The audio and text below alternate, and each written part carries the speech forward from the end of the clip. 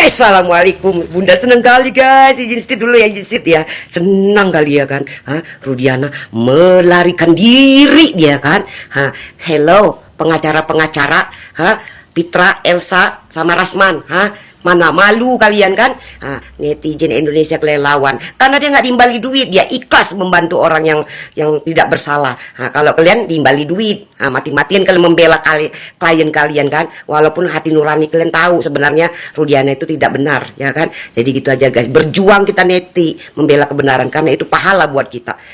Kasus Vina semakin melebar, tetapi sebenarnya ada sindikat yang disembunyikan di balik semua itu. Kita lihat aja nanti berapa banyak aktor yang akan dilibatkan dalam peristiwa ini. Mereka akan terus menggunakan peran-peran pengganti untuk menyembunyikan pelaku yang sebenarnya. So, tetap fokus netizen, tetap semangat, karena memang pada dasarnya mereka tidak hanya menggunakan kekuatan biasa, tetapi mereka juga menggunakan kekuatan yang bersifat supranatural, sehingga para netizen akan merasa pusing, akan merasa bosan, dan pada akhirnya kasus ini akan redup kembali seperti waktu tahun 2016. Tapi tetap kuat, jangan lupa tetap berdoa, jangan lupa tetap berserah kepada Sang Pencipta. Gusti ora sareh, tetap.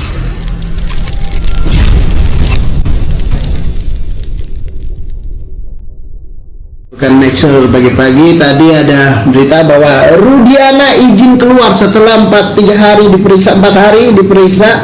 Kemarin dia izin keluar, ternyata sampai sekarang handphonenya tidak bisa dihubungi. Hello Rudiana, hello pengacara Rudiana yang blow on ya. Dan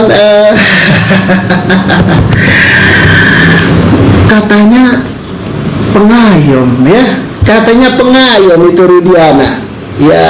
Halo Pak Rudiana, halo penyidik Mabes Polri, kenapa diizinkan? Halo nih penyidik Mabes Polri-nya juga perlu juga ini untuk diperiksa oleh Propam ya. Atau kalau Propamnya tahu dia sampai kabur dan nggak segera ditangkap, berarti mereka semuanya tuh yang memeriksa yang terbaru maupun yang tahun 2016 mereka termasuk ke dalam kategori oknum ya. Jadi Rudiana kalau betul nih ya, tapi karena kan saya nggak melihat sendiri ya, Aziz ya. Oke, kalau memang betul, kemana Rudiana? Oke, apakah Rudiana izin untuk datang sumpah pocong, atau sekarang dia udah dipocongin gitu, atau kayak mana lah? Penonton apa tuh penonton apa? Kenapa harus sebut oknum? Memang oknum ya. Kita akan menyebut orang-orang yang ada di institusi kepolisian yang nakal-nakal harus disebut oknum, termasuk juga di pengacara ya. Dan Rudiana kalau sumpah pocong nggak usah pakai kain kapan baru, cukup pakai kain kapan bekas. Nanti kita. Setelah diperiksa 3 hari di Bareskrim Mabes Polri terkait penanganan kasus Vina Cirebon, Ibtu Rudiana dikabarkan menghilang atau kabur. Nasib Ibtu Rudiana yang kini menjalani pemeriksaan di Mabes Polri dibocorkan oleh orang dalam. Bahkan ia menyebut jika Ibtu Rudiana terancam masuk bui. Insya Allah Rudiana dan Aris Papua dan Gugun masuk bui. Walaupun secara konkret belum disampaikan, tapi insya Allah. Mudah-mudahan kebenaran tetap berada di kita yang berjuang, ujar kuasa hukum Saka Tatal, yaitu Yasin. Yasin menyebutkan Rudiana bakal menggantikan posisi seluruh terpidana kasus Vina Cirebon yang kini terbelenggu di dalam penjara. Tim kuasa hukum Saka Tatal juga meminta agar Ibtu Rudiana baru dijebloskan ke dalam bui setelah menjadi warga sipil biasa. Bagaimana pendapat kalian? Silahkan tulis komentarnya di bawah. Berapa bulan saya senggol yang namanya Rudiana, nggak ada satupun kalian yang berani senggol namanya Rudiana itu ya. Cuman copy paste ya, comot-comot video Widya, nggak ada yang berani speak up. Sekarang banyak bro, udah mulai berani mereka, ya kan? Ya, yang copy paste siapa sekarang? Ayo, saya tanya ya. Kayak yang copy paste siapa? Ayo, siapa? Ayo, ya kan? Rudiana ya, Rudiana ya, kemana Kak Sudirman? Jangan sampai 7 tersangka itu kalian culik ya. Kalian bunuh mereka ya. Ya. Rudiana ya. Banyak hatersnya di sini Rudiana ya. Bilang bohong terus tapi kenyataan. Bilang bohong terus tapi kenyataan. Ih, ndak enak banget mereka tuh ditampol habis, ya kan? Ya. Begitu, Bro. Yang membuat itu skenario pembunuhan ya Rudiana. Yang membuat yang namanya mereka oleng-oleng-oleng, jalannya oleng-oleng-oleng itu ya dari mungkin sabu-sabunya Rudiana.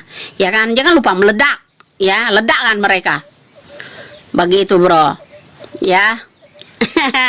Itu udah dibuktiin itu. Itu udah dibuktiin tuh sama Rudiana. Ya kan? Itu udah dibuktiin semua sama Rudiana. Ya, jangan lupa, Bro. Sudirman kemana itu hilang. Ya kan? Jangan lupa itu. Yang namanya 7 tersangka itu belum dibebaskan. Jangan sampai diculik Rudiana loh. Ya. Yo. Sekarang ya yang saya lihat, kalau dulu dia nyomot-nyomot video Widya ya kan tentang Rudiana itu ya.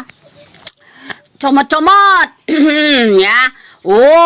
Ya ini ya. Comot-comot masalah saya sebut Rudiana pertama kali dulu. Comot. Sekarang dia giliran Rudiana udah diambang penjara. Ya, berani mereka speak up, Bro, sekarang.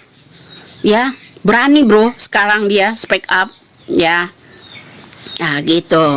Di sisi lain, Ibtu Rudiana tidak menghadiri sumpah pocong yang dilakukan Saka Tatal, meskipun sudah diundang dan sudah disediakan kain kafan untuk dirinya bersumpah soal kasus Vina Cirebon. Ibu Widya menilai hal yang dilakukan Ibtu Rudiana ini justru menunjukkan bahwa dirinya ketakutan. Ia bahkan menuding bahwa ayah Eki itu hanya berani omong kosong sejak awal kasus Vina Cirebon diungkit kembali. Sejak awal, sudah saya duga Rudiana ini hanya omong kosong, berani sumpah pocong hanya untuk meyakinkan publik. Ini strategi Rudiana, kata Bu Widya. Seharusnya Rudiana ini berani kalau memang apa yang dikatakan Rudiana itu adalah benar, bahwa yang meninggal adalah Eki, yang meninggal adalah anaknya sendiri, bahwa ia tidak melakukan penyiksaan pada saat mengamankan 8 terpidana, kata Bu Widya.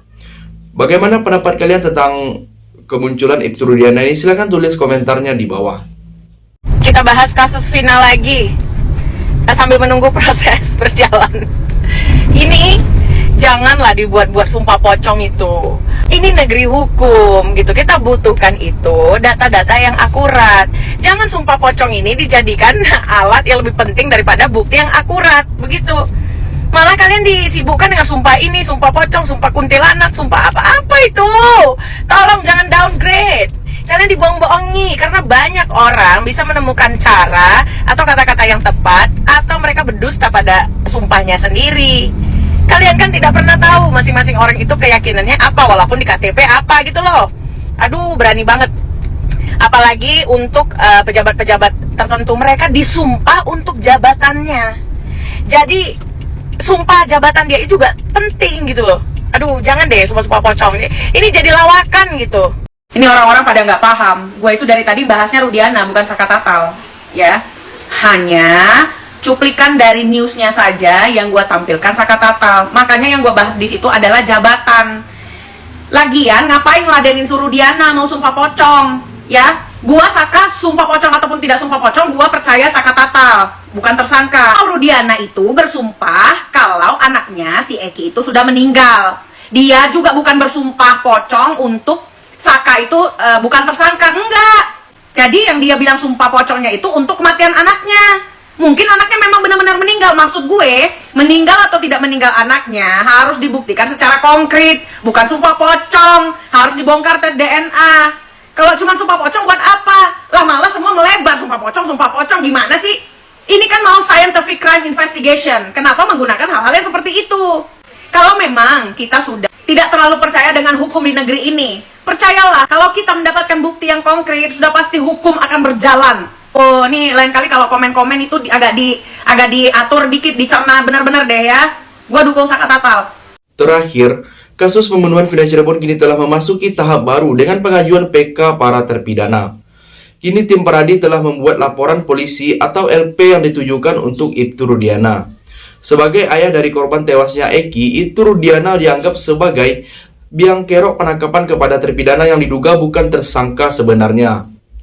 Ibtu Rudiana adalah sosok yang pertama kali mengumumkan para terpidana kasus Vina Cirebon sebelum diserahkan ke Bareskrim. Kini penyidik dari Bareskrim telah memanggil tim Paradi selaku kuasa hukum salah satu terpidana, yaitu Hadi Saputra, terkait pelaporan untuk Ibtu Rudiana. Kuasa hukum Hadi Saputra sebut dipanggil oleh Bareskrim sebagai pelapor. Pelaporan Hadi Saputra terhadap Ibtu Rudiana telah melewati tahap gelar perkara dan kini telah naik ke tahap penyidikan. Berdasarkan keterangan tim Paradi, para terpidana juga telah melakukan pemeriksaan yang berlangsung di lapas. Tim Paradi mengatakan pelaporan atas nama Hadi Saputra tersebut merupakan strategi terbaru untuk mempenjarakan Ibtu Rudiana sendiri. Jadi, sampai di sini bagaimana pendapat kalian? Silahkan tulis komentar di bawah sebanyak-banyaknya. Saya dari channel YouTube Segudang TV, pamit, sampai jumpa.